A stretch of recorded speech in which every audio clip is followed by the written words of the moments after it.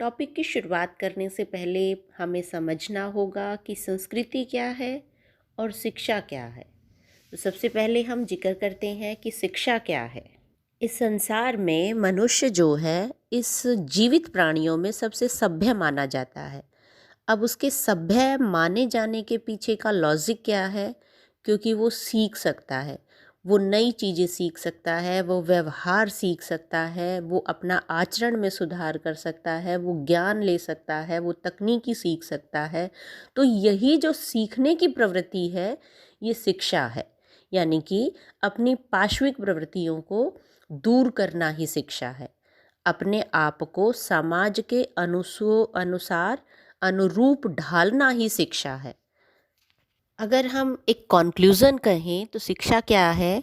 इस समाज में रहकर सामाजिक परिस्थितियों को समझना, उनके अनुसार व्यवहार करना और बुरी चीज़ें छोड़ देना और अपनी पर्सनैलिटी को, अपने व्यक्तित्व को सुधारना ही शिक्षा है। शिक्षा का मतलब क्या है? सीखना, आचरण में सुधार करना सीखना, ज्ञान के तौर तरीके सीखना, तकनीकी सीखना, समाज में सुधार के तरीके सीखना। तो बेसिकली शिक्षा क्या है? शिक्षा के माध्यम से हम ज्ञान अर्जित करते हैं और उसे अपने व्यवहार में सुधार लाते हैं।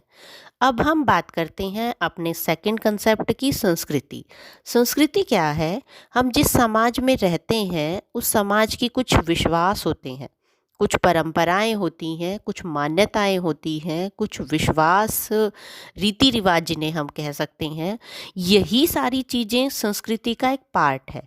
यानी कि संस्कृति क्या है? संस्कृति हमारे खान पान का तरीका, हमारी लैंग्वेज का तरीका, बोलने का तरीका, पहनने का तरीका, या हम कहें हमारे समाज की एक जीवन शैली जिसकी छाप हमारे जीवन पर पड़ती है, या हम कहें कि हमारा व्यवहार उस संस्कृति से रिफ्लेक्ट होता है और हमारी आदतें उस संस्कृति से रिफ्लेक्ट होती हैं। उस समाज के एक रिफ्लेक्शन है हमारा व्यक्तित्व।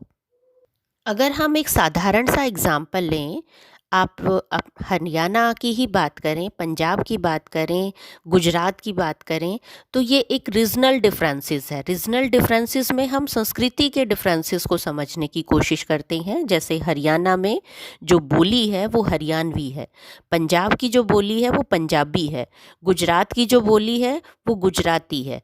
सेम अगर हम डांस के डिफरेंसेस की बात करें और उसको कल्चर में काउंट करें तो हरियाणा में हरियाणवी डांस है, रागनी गाई जाती है।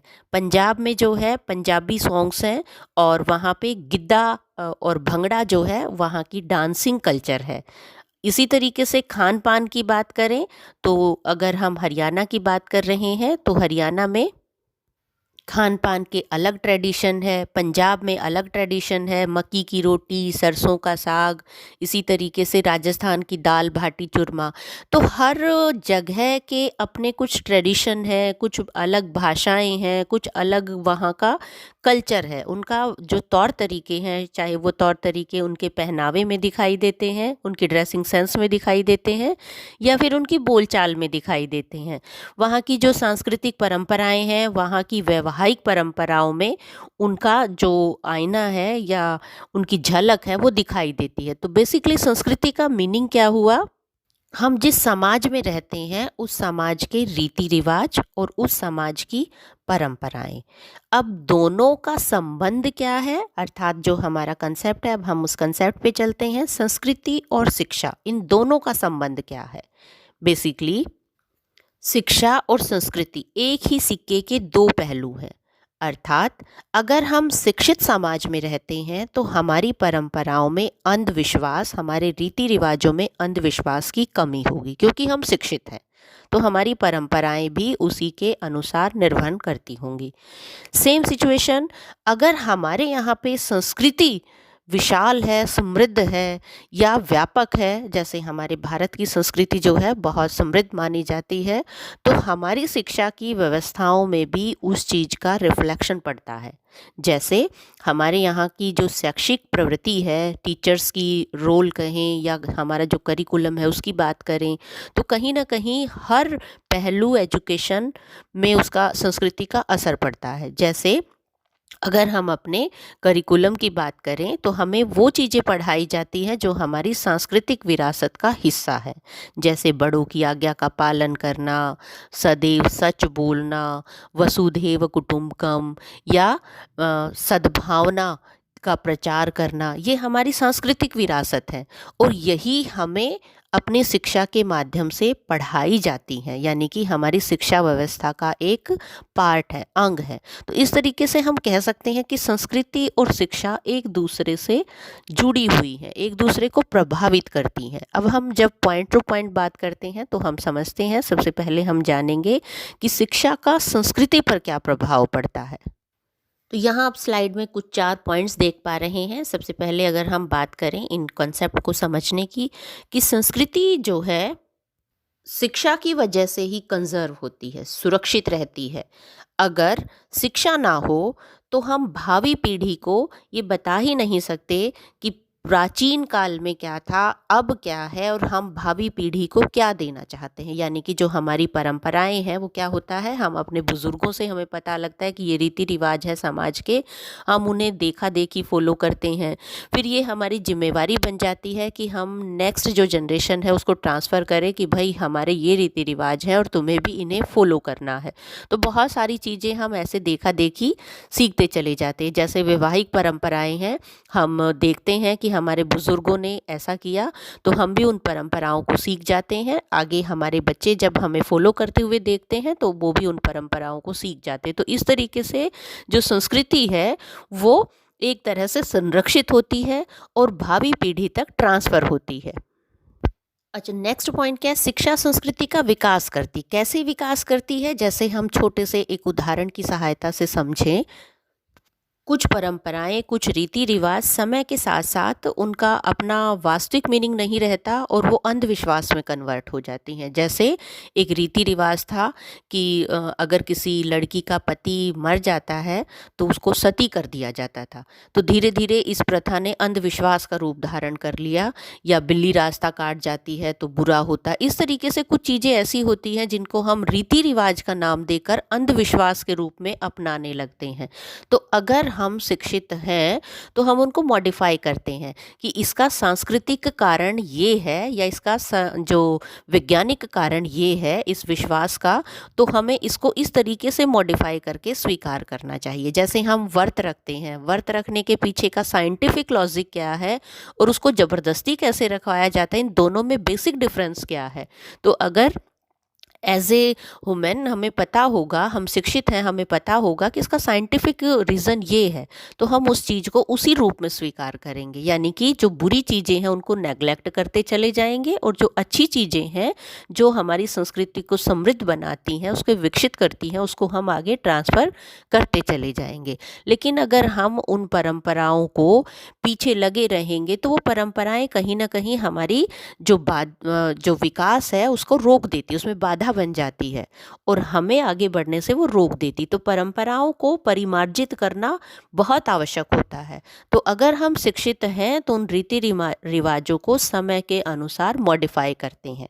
ठीक है, जैसे लड़की की शादी जल्दी कर दी जाती थी, अब जो है ये माना जाने लगा है, ये रिवाज था भाई लड़की जो है दूसरे घर जाएगी, उसे पढ़ाना लिखाना नहीं है, ये एक सामाजिक परंपरा थी हमारी। लेकिन हमने समय के साथ क्या किया कि लड़की को भी इक्वल राइट्स दिए जाएं, उसको बकायदा प्रॉपर्टी में अधिकार दिया जाए, पैतृक संपत्ति में अधिकार दिया जाए। तो धीरे धीरे चीज़ें मॉडिफाई हुई और मॉडिफाई हुई तो लोगों ने उसे स्वीकार किया। अगर वही चीज़ें हम उन ट्रेडिशन पे चिपके रहते, उन परंपराओं पे चिपके रहते, तो कहीं ना कहीं हमारे जो ह्यूमन राइट्स हैं, ह्यूमन वैल्यू है, उनका लॉस होता।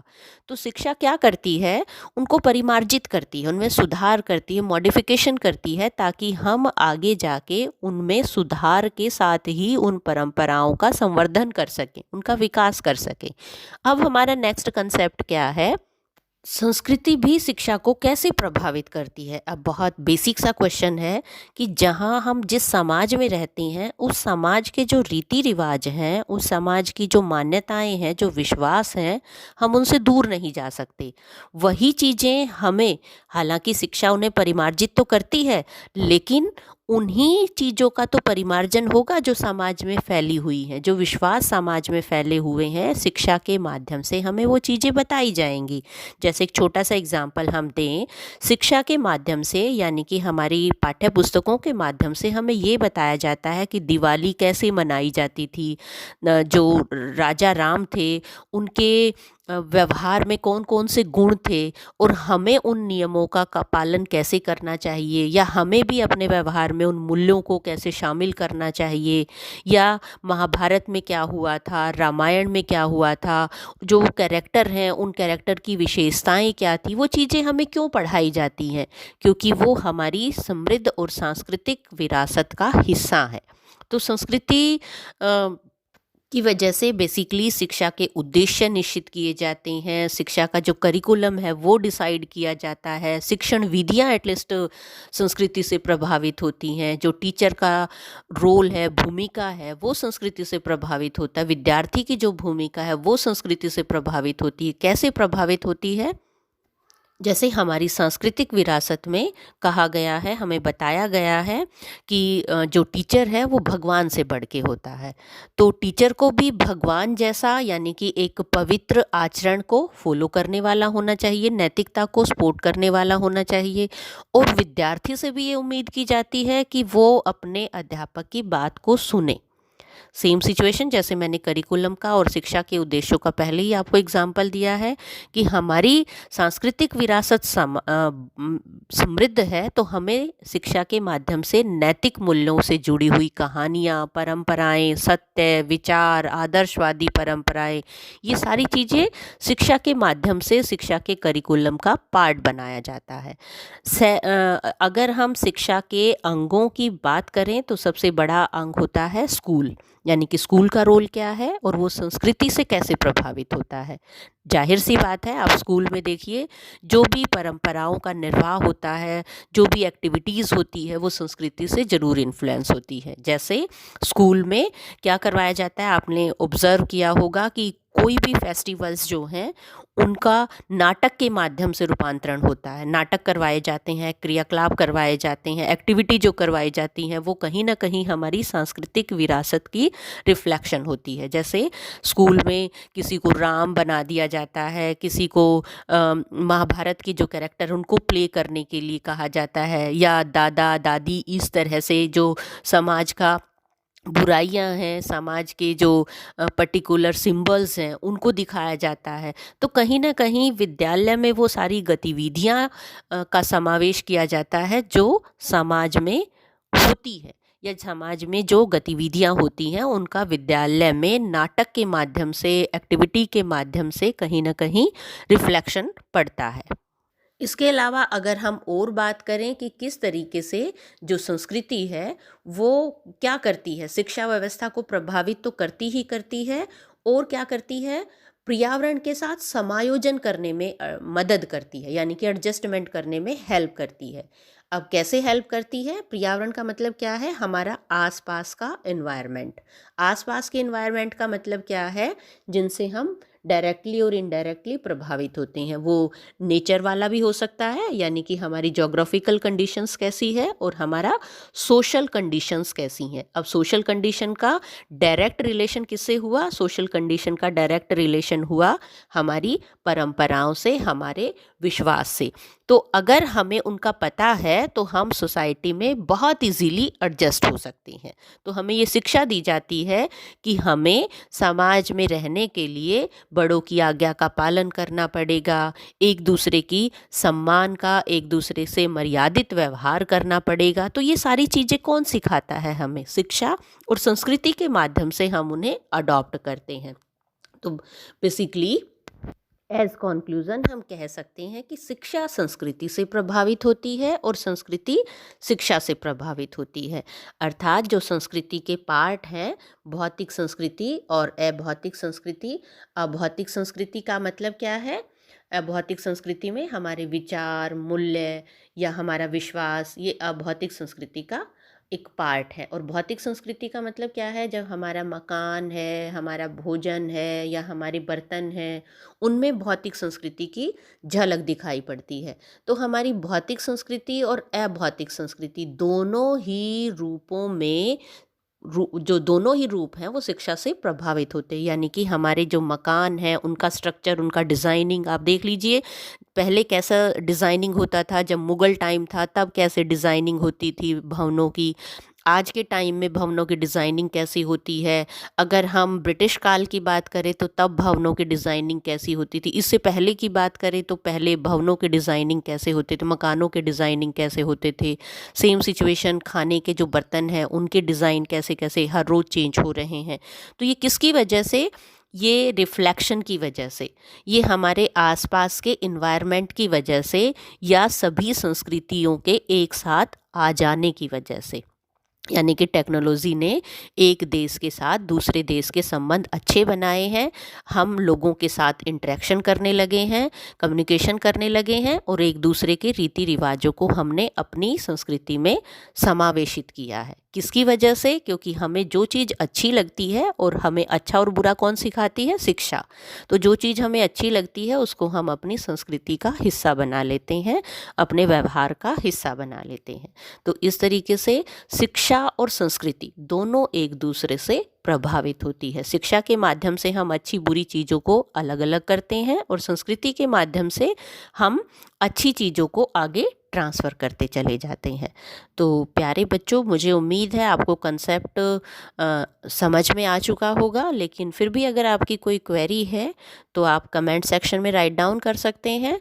और अगर आप इसी तरह की कोई और अपने सब्जेक्ट से जुड़ी हुई इन्फॉर्मेशन लेना चाहते हैं तो आप डिस्क्रिप्शन बॉक्स में लिंक देख सकते हैं, और उन पे क्लिक करके आप नेक्स्ट वीडियो को भी ऑब्ज़र्व कर सकते हैं, समझ सकते हैं। Thank you.